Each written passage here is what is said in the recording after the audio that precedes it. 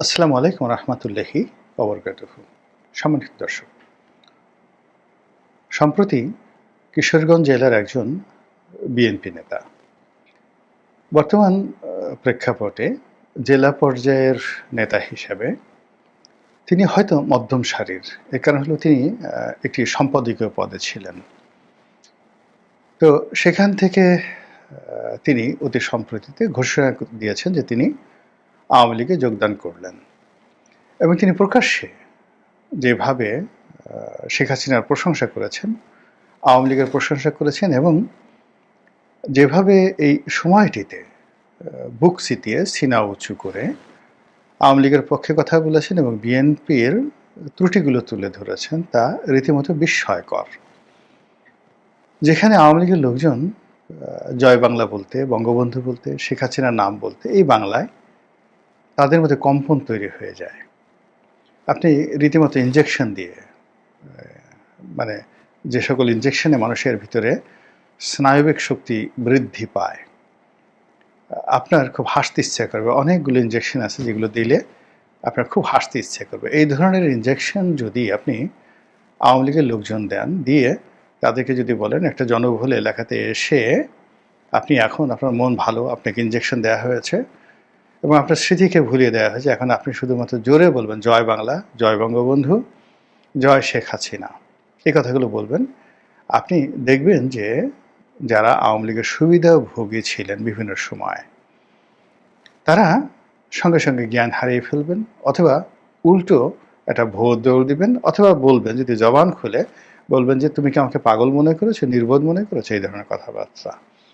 কিন্তু এত কিছুর পরেও এইরকম একটা বিরূপ সময়টিতে আপনি যদি কোনো অসহায় দরিদ্র রিক্সাওয়ালা, খেটে খাওয়া প্রান্তিক মানুষ, কিংবা যারা কখনো আওয়ামী লীগে ভোট দেওয়া ছাড়া আওয়ামী লীগের জমানাতে এক কাপ চাও খাননি, ১ কেজি চাল, ত্রাণের চাল কখনো পাননি, এইরকম বস্ত্রহীন মানুষ, গায়ে একটা ছিন্ন গামছা গলাতে পেঁচিয়ে আছেন অথবা গায়ে পেঁচিয়ে আছেন, আর পরনে একটা লুঙ্গি, জীর্ণ এবং শীর্ণ, মুখে দাড়ি, খোঁচা খোঁচা দাড়ি, আপনি দেখলেই বুঝতে পারবেন রুগ্ন শরীর, বহুদিন ধরে পুষ্টিকর খাবার খায় না।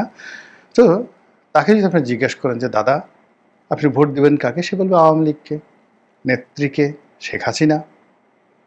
যদি বলে যে আপনি যদি এই কথা বলেন ইউনূস তো আপনাকে মেরে ফেলবে, মারুক। তারপরে যদি আপনি প্রশ্ন করেন, সে গালাগাল শুরু করবে।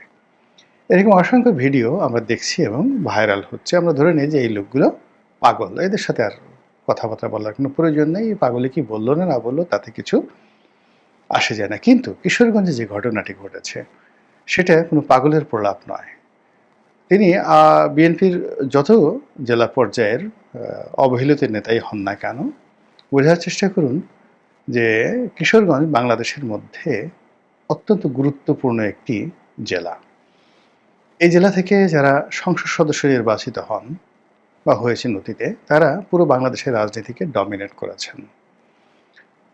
এখানে যে ব্যবসা এবং এখানে যে উদ্ভাবনী ক্ষমতা, অর্থাৎ এই পুরো কিশোরগঞ্জ এলাকা থেকে বাংলাদেশের মেধা এবং মননশীলতার যে বীজ সারা বাংলাদেশে বপিত হয়েছে, এটা অন্য কোনো জেলার সঙ্গে তুলনা করা যায় না।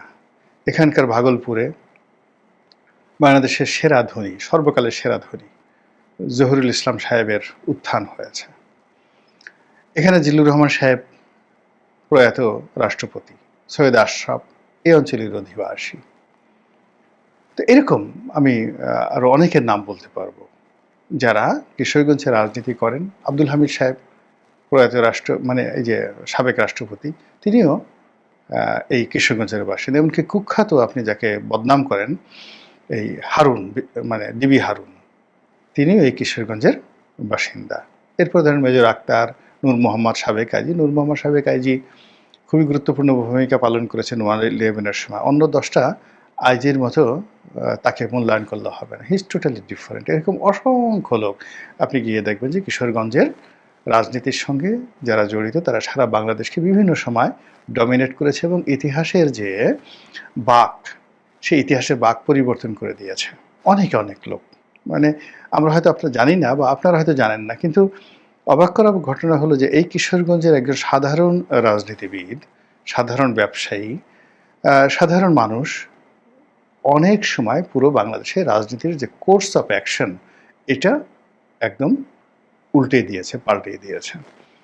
তো সেই কিশোরগঞ্জের যিনি এই মুহূর্তে আওয়ামী লীগে যোগদান করলেন, বারবার শুধু ভেসে আসছে যে তার বাবা একজন মন্ত্রী ছিলেন, স্বাস্থ্য প্রতিমন্ত্রী এবং শহীদ প্রেসিডেন্ট জিয়াউর রহমানের ক্যাবিনেটে। আপনি আমি এখন যারা খুব বড় বড় কথা বলছি, আমরা হয়তো জিয়াউর রহমান সাহেব যখন ছিলেন বা ওই যে ভদ্রলোক যোগদান করেছেন তার বাবা যখন মন্ত্রী ছিলেন, আমাদের অনেকের হয়তো পরনের কাপড় ছিল না, ঘরে টিনে মানে ঘরের যে চাল সেখানে মানে টিন ছিল না, খড়কুটো ছিল। আমরা হয়তো ওপেন এয়ারে গিয়ে অনেকে সেই পায়খানা করতাম, প্রস্রাব করতাম, মল ত্যাগ করতাম। স্যানিটেশন আমাদের ছিল না। আমরা এখন অনেকে অনেক অভিজাত হয়ে গেছি, মিনারেল ওয়াটার ছাড়া খাই না, এভিয়ান পানি ছাড়া আমরা অনেকে খাই না, রোলস রয়েস ঘড়ি ছাড়া আমরা হাতে পরি না। কিন্তু ৭৯-৮০ সনে আমাদের এই বাংলার যে ইতিহাস, এখন এরকম অনেক লোক যারা রোলস রয়েসে ঘুরে বেড়ান, ৭৯ সনে গিয়ে দেখেন যে তারা ঘোড়ার গাড়িতে চড়ার মতো অবস্থা তাদের ছিল না, ঘোড়ার গাড়ির পেছনে পেছনে তারা দৌড়িয়েছেন, এরকম অবস্থা। তো ওই জমানাতে এই ভদ্রলোকের বাবা তিনি মন্ত্রী ছিলেন, কাজেই সেই মন্ত্রীর পুত্র তিনি ইতিহাসকে যেভাবে দেখেছেন, বৃত্ত এবং বৈভবকে যেভাবে দেখেছেন, ওটার সঙ্গে তার যারা সমালোচনাকারী তাদেরকে বুঝতে হবে যে আমরা ঠিক ওই ভদ্রলোকের বাবার মতো আমাদের বাবা ছিল কিনা, আর বা ভদ্রলোক জন্মের পর থেকে যে সোনার চামিচ মুখে দিয়ে যে রিয়ালিটি, যে হৃদম, যে মিথ্যবিলাস তিনি অনুভব করেছেন, তো সেখানে এই ধরনের মানুষ সাধারণত দীর্ঘদিন সুখে থাকলে, স্বাচ্ছন্দ্যে থাকলে তারা খুব কাপুরুষ হয়, ভীরু হয় এবং সাহস থাকে না। তো সেক্ষেত্রে এই যে ভদ্রলোক, তার তো সাহস থাকার কথা নয়, কিন্তু তিনি বিদ্রোহ করেছেন, বিপ্লবী হয়েছেন এবং বিএনপির যে সিদ্ধান্ত, সেই সিদ্ধান্তকে তিনি চ্যালেঞ্জ জানিয়েছেন সারা বাংলাদেশের জন্য।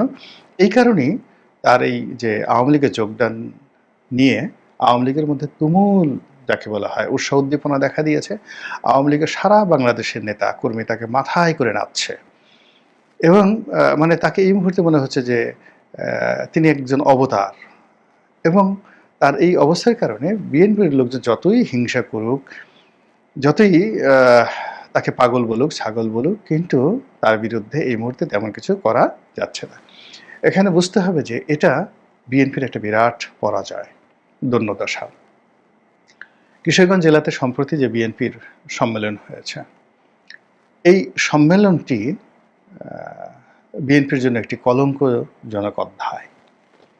আপনারা জানেন যে বাংলাদেশের রাজনীতির প্রবাদ প্রতিম পুরুষ অ্যাডভোকেট ফজলুর রহমান, দীর্ঘদিন তিনি এই কিশোরগঞ্জ জেলা বিএনপির সভাপতি ছিলেন। যে সময়টিতে বিএনপির নাম কেউ উচ্চারণ করতে পারত না, শেখ হাসিনাকে নিয়ে টু শব্দ কেউ করতে পারত না, ঠিক সেই সময়টাতে টেকনাফ থেকে তেঁতুলিয়া পর্যন্ত তারেক রহমান সাহেবের পক্ষে, বেগম জিয়ার পক্ষে যেভাবে ফজলুর রহমান সাহেব কথা বলেছেন, যেভাবে বিএনপি রাজনীতিকে আপহোল্ড করেছেন, যেভাবে আওয়ামী লীগের পরতে পরতে আঘাত করেছেন, ছাত্রলীগ নিয়ে, আওয়ামী লীগ নিয়ে, যুবলীগ নিয়ে, ওবায়দুল কাদের নিয়ে, শেখ হাসিনা নিয়ে, বঙ্গবন্ধু নিয়ে, পুরো আওয়ামী লীগের রাজনীতিকে তছনছ করে দিয়েছেন যে মানুষটি, সে মানুষটি জীবন সায়াহ্নে এখন ৭৮ বছর বয়সী। তাকে মবকারীদের হাতে বিএনপি ঠেলে দিয়েছে এবং একটা দল যখন তার বিপদের বন্ধুকে সুসময় স্মরণ করতে পারে না, সেই দল কখনো সফল হতে পারে না। আপনারা লিখে রাখেন কতগুলো মানুষের ক্ষেত্রে একটা মানুষ যে সফল হয়, এই যে ডক্টর মোহাম্মদ ইউনূস, এনসিপি, জামাত, তারা সফল হচ্ছে না কেন?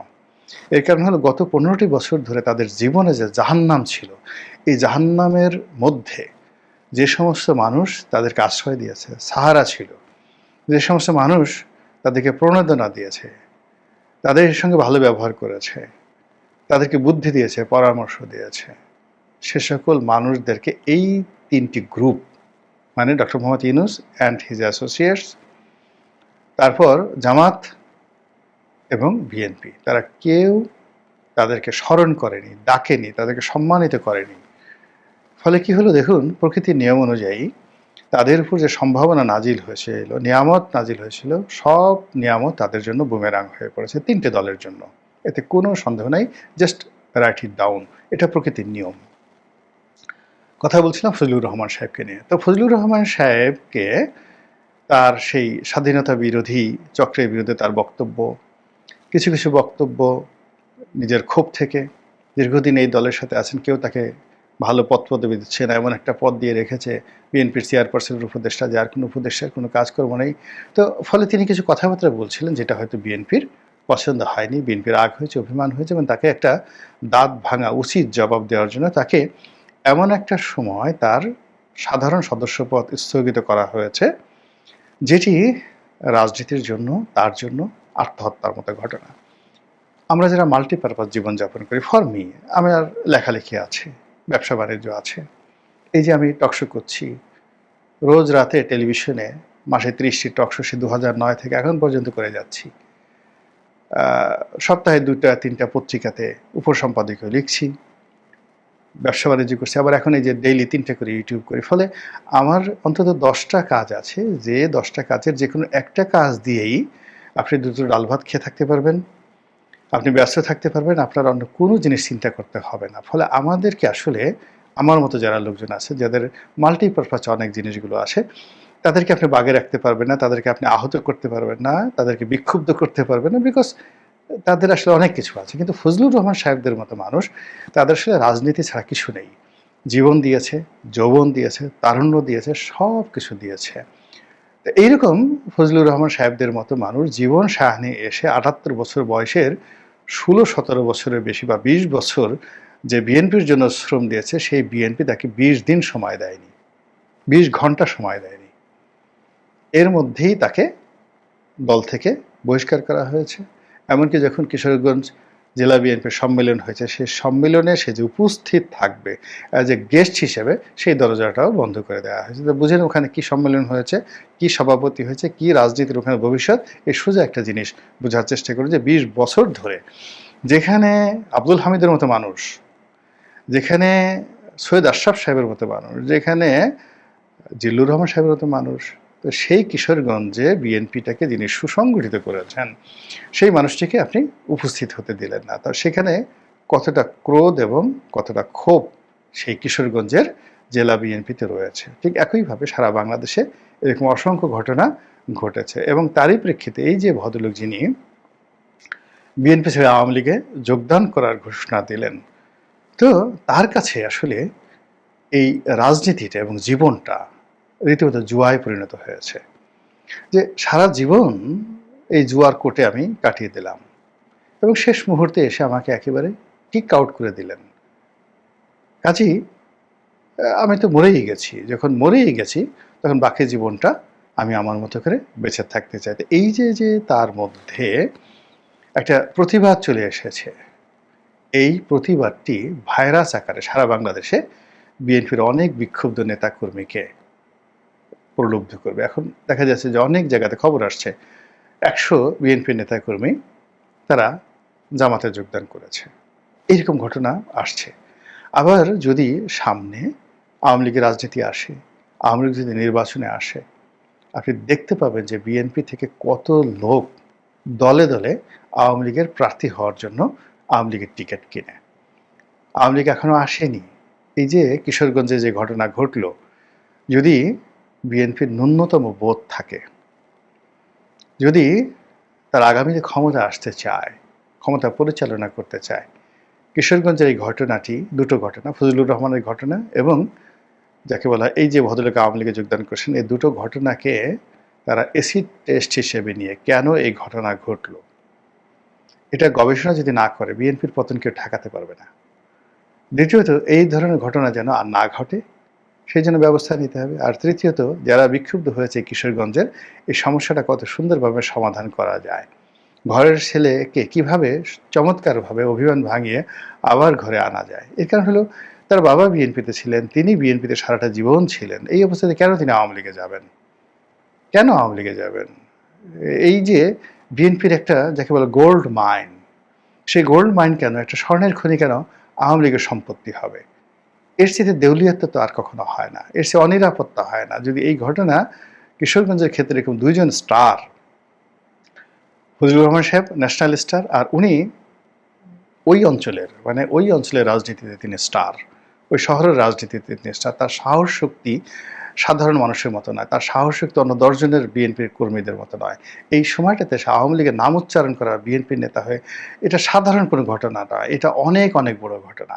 তো এরকম একজন সাহসী, এরকম একজন যোদ্ধা, এরকম একজন ডেডিকেটেড লোক, যার অভিমান কোনো লোভের দ্বারা, যাকে বলা হয়, গাইডেড হয়নি, যার অভিমান, যার ক্রোধ, এই যে তার বিরুদ্ধে মব হবে, তাকে জেলে নেবে, তার বিরুদ্ধে মামলা হবে, তাকে মেরে ফেলবে, বাড়ি ঘরে আগুন দেবে, কোনো কিছুই তাকে, যাকে বলা হয়, এই মুহূর্তে তার কর্ম থেকে বিরত রাখতে পারেনি। তো এইরকম একটা ডেডিকেটেড ওয়ার্কার, এইরকম একটা ডেডিকেটেড শক্তি, ফোর্স কেন তাকে ঠেলেবে আওয়ামী লীগের দিকে বিএনপি দেবে? কেন এই সমস্যাটার সমাধান হবে না, এটা আমি বুঝতে পারি না। যদি বিএনপি এটা করে ভালো, আর না করলে আওয়ামী লীগের যা হয়েছে তাদেরও তাই হবে। মহান আল্লাহ আমাদের সবাইকে হেদায়েত দান করুন এবং হেফাজত করুন। আসসালামু আলাইকুম ওয়া রাহমাতুল্লাহি ওয়া বারাকাতুহু।